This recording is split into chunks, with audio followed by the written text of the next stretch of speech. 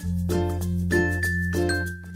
guys, welcome back to my channel, and today is such a lovely day in the DMV, as you can see by all the great natural light that I'm getting in this video.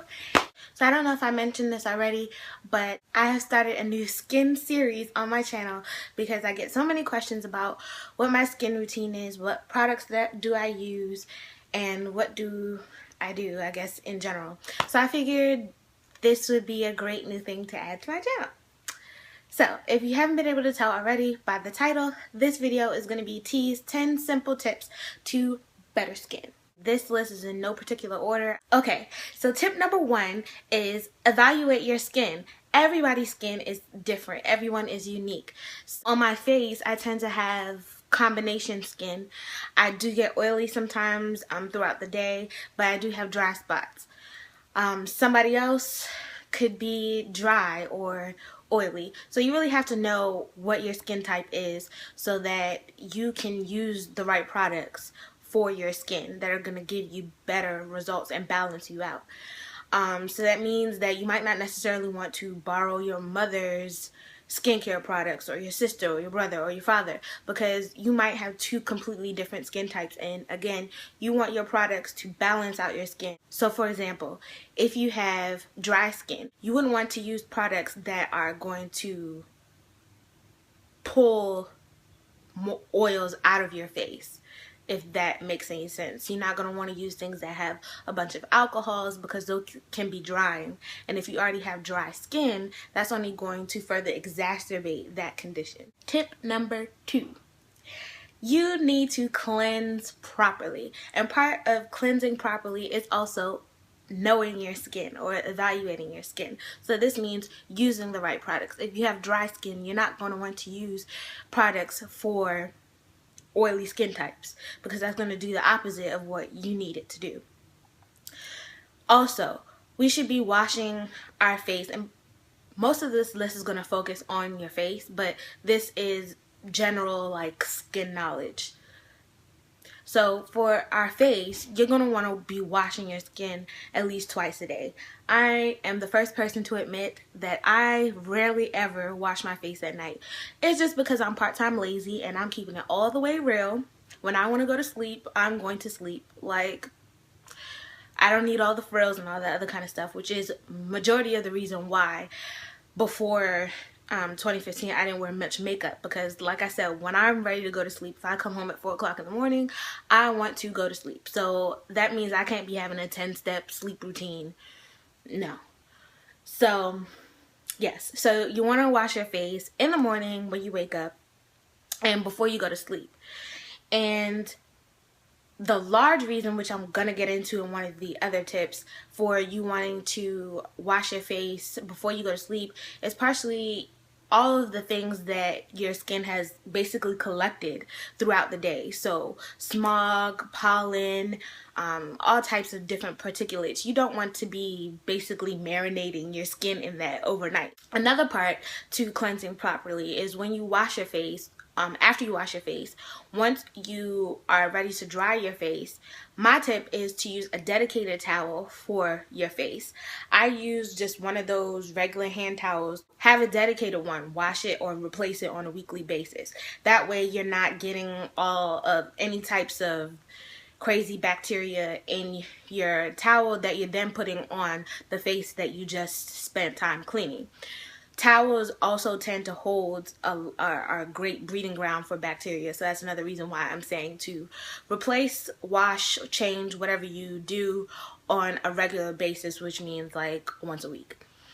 The other part to cleansing properly, and my men and women who are natural probably, your skin on your face and the way your pores work is very similar to your cuticles when you're cleansing your hair. So it's okay, like we know, to wash your hair with warm, actually it's preferred that you wash your hair with warm water, which opens up the cuticle, and you know, once clean, allows your hair to receive the moisture and the nutrients and the proteins or whatever else you're wanting to add to it.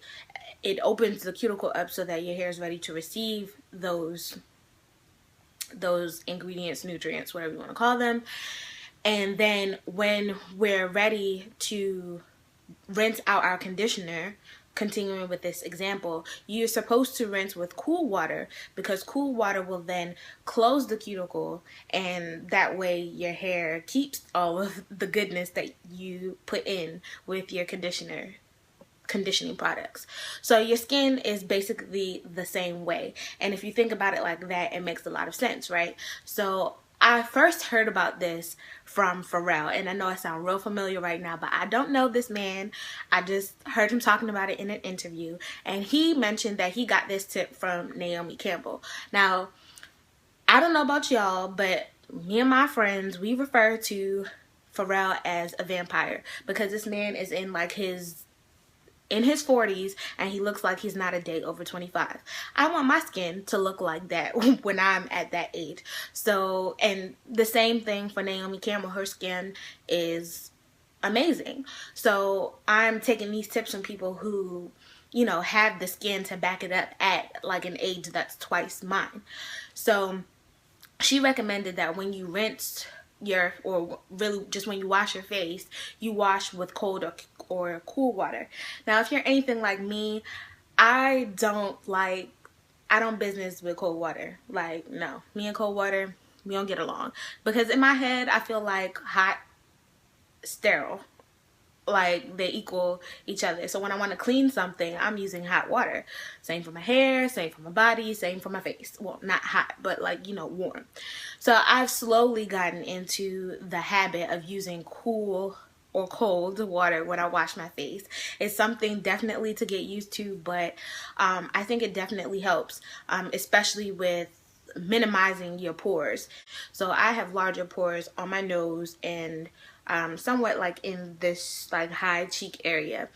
And so if you have larger pores, the washing with warm and rinsing with cool water is going to help minimize those pores. So that is the other part of cleansing properly, using cool or cold water. Then you should also be toning. I know a lot of people don't really know about this, don't know about toners, why they're needed. I think like back in the day, they used to be more essential because of the way cleansers were made. They were much more harsh for the skin than they are now. So toners used to balance like the pH in your skin after you wash your face. Now they kind of help with tightening the skin, minimizing pores, getting off that residual like dead skin. So it's a very important step. You don't need to go out and spend like $40 on a toner. That's not necessary. You can make one at home. You can use apple cider vinegar. You can use witch hazel. You can add oils to it. Again, knowing your skin, you need to know, if you know your skin, then you can know what kind of toner to use. So if you have dry skin, you're not going to want to use a lot of things that have astringent properties or alcohols in them, because they're going to dry your skin out further. So yes, toning, there's toning for combination skin, there's toning for dry skin, there's toning for oil skin, but don't skip toning. It's such an important step. And some of my favorite toners come from Lush. They're like $6. Again, you can make one at home, and that will be very, very cheap. The major thing with toning is to not scrub it on your face. You're just swiping. You can use like a cotton ball or a pad and just apply it to the pad and sweep across your face after you've cleansed. You can also use it in a spray bottle, which is what I like. You can even use them just throughout the day just to freshen up. Sometimes when I'm just feeling a little tired, or maybe in the summer just a little hot and icky, you can just kind of spray it on your face, and it's very refreshing. So yeah, cleanse, tone, and then moisturize. Those are like the three major steps to cleansing properly. Cleanse with the right products, and cleanse properly. So, you know, cool water, tapping the face with the towel, not scrubbing, and toning, and then moisturizing. Again, moisturizing with a product that is in tune with the needs of your face. That's going to balance it out. Tip number 3.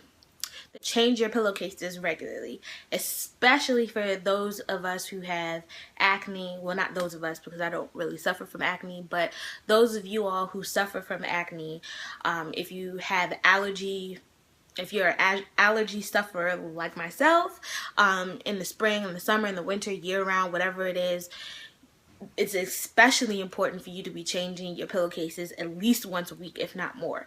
And the reason why, especially if you are not someone who regularly washes their face at night, you are essentially going to sleep with all the dust and the pollen and the smog and all the different nasty particulates that your face encounters throughout the day and kind of collects. You're carrying that to your pillowcase, and then you're just like marinating in all of that overnight. So it's so important if you start to find yourself having flare-ups with your allergies, or starting to experience some breakouts. These are some ways that you can troubleshoot those issues that, you know, might be either causing them completely or just aggravating a smaller issue. Tip number 4 is water, water, water, and more water.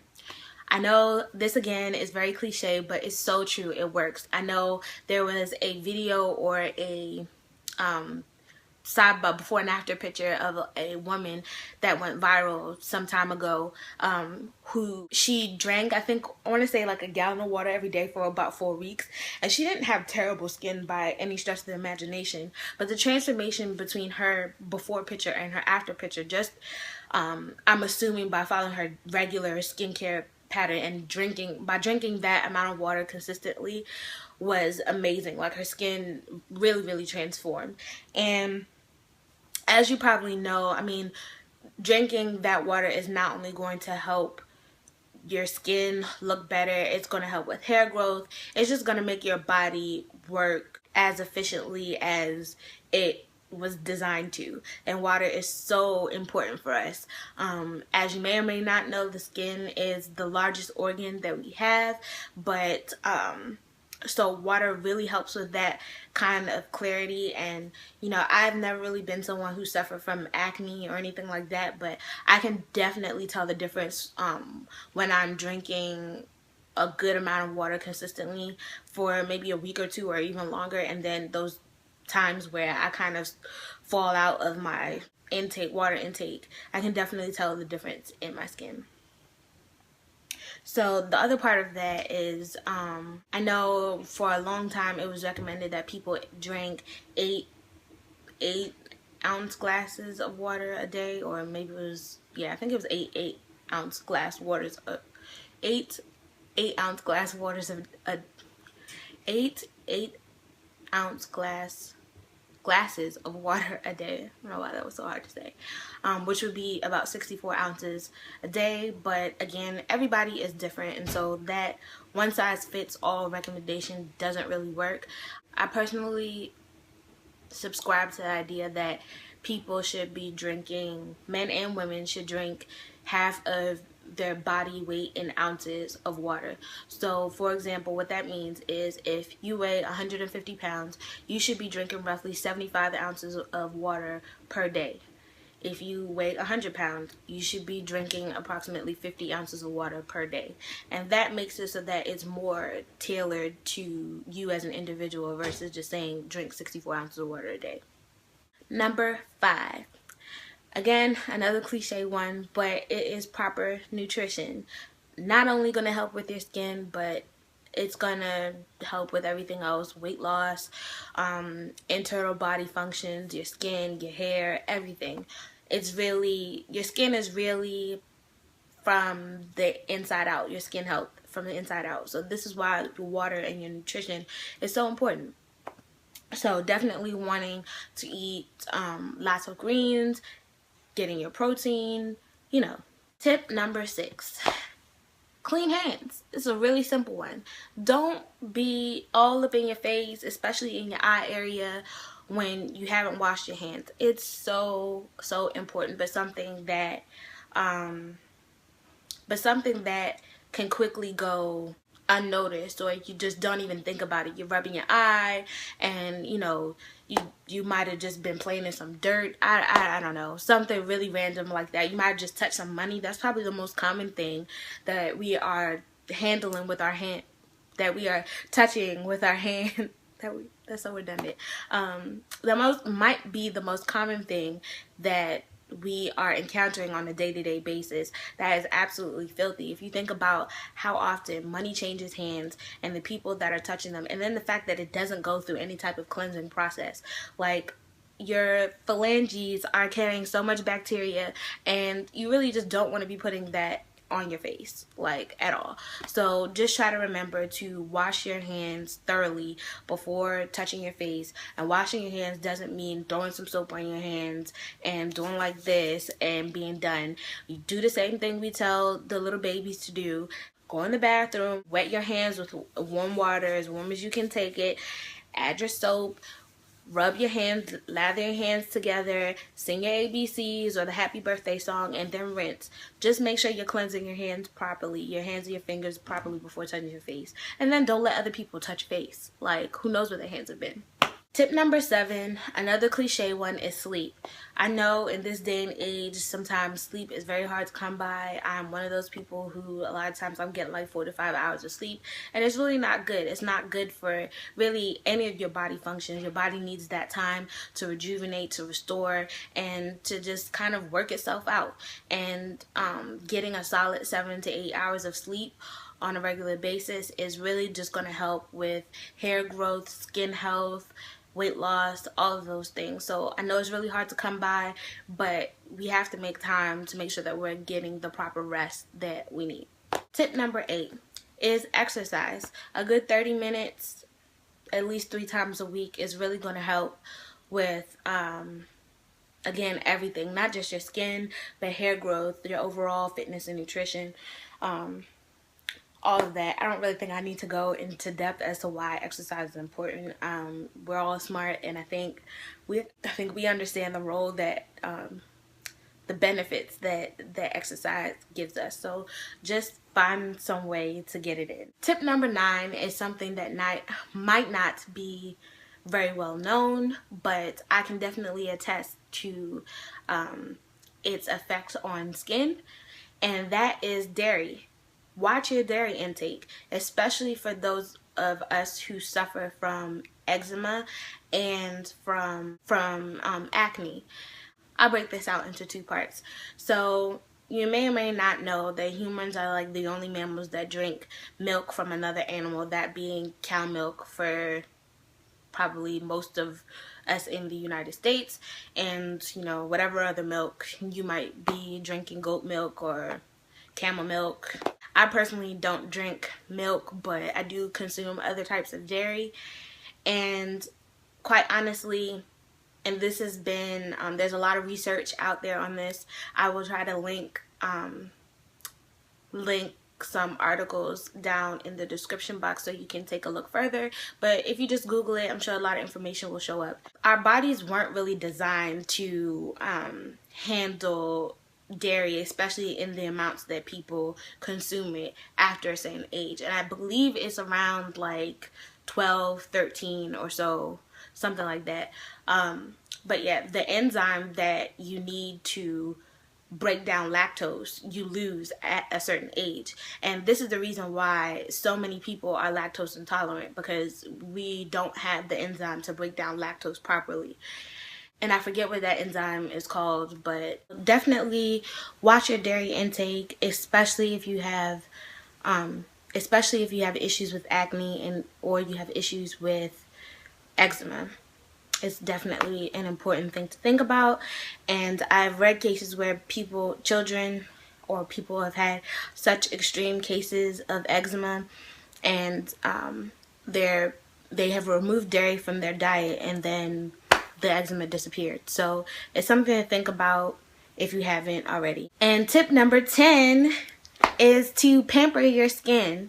And what that means is to have a spa day, whether it's in a actual spa or at home.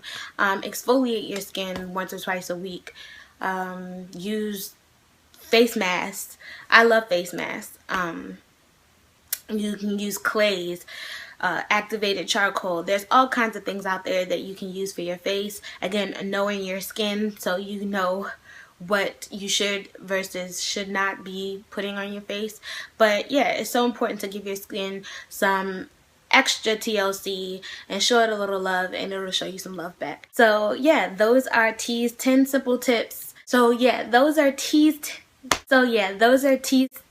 Why do I keep doing that? Okay. So yeah, those are T's 10 simple tips to better skin.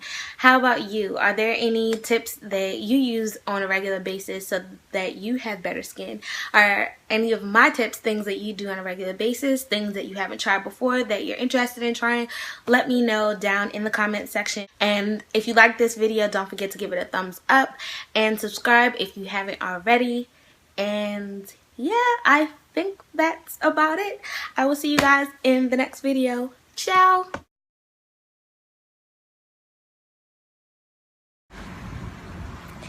Hey guys, so brunch is over and it was so good. We went to